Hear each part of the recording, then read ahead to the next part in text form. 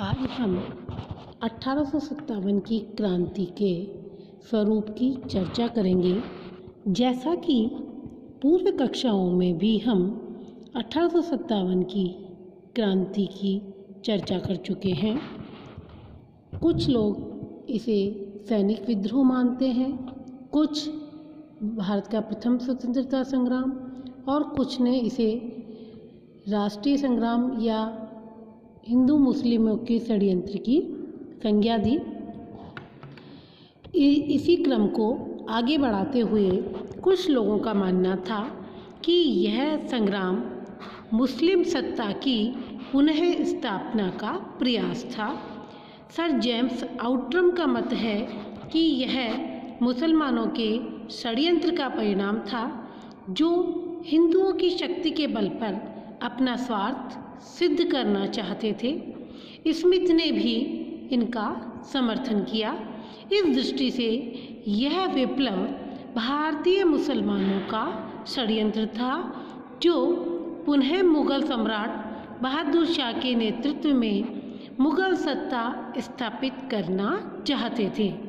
विद्रोह के काफ़ी समय बाद जीनत महल ने भी देशी शासकों को पत्र लिखे, जिनमें मुगल सम्राट की अधीनता में अंग्रेजों को देश से बाहर निकालने की बात कही। कुछ लोग यह भी मानते हैं कि यह सामंतवादी प्रक्रिया मात्र था। इतिहासकार मेलिंसन ने इसे जागीरदारों द्वारा अपने शासकों के विरुद्ध सामंती प्रक्रिया कहा। अंग्रेजों की देशी रियासतों के प्रति नीति के फलस्वरूप अनेक सामंत अपनी जागीरदारों से हाथ धो बैठे थे।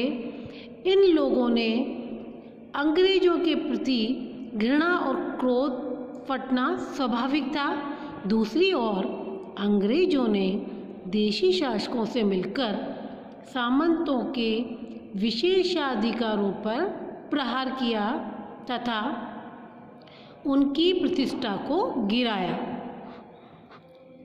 ऐसे सामंतों ने विप्लवकारियों का साथ देकर विप्लव को फैलाने में योगदान दिया, किंतु देश के मुट्ठीभर सामंतों द्वारा संघर्ष में भाग लेने से पूरे विप्लव को सामंतवादी प्रक्रिया का रूप देना ठीक नहीं है।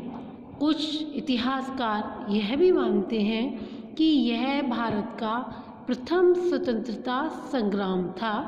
सर्वप्रथम श्री सावरकर ने इस विप्लव को राष्ट्रीय स्वतंत्रता के लिए आयोजित युद्ध कहा।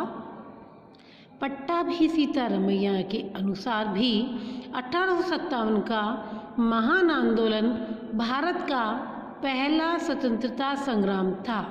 अशोक मेहता ने भी अपनी पुस्तक द ग्रेट रिवोल्ट में यह सिद्ध करने का प्रयास किया कि यह राष्ट्रीय विद्रोह था।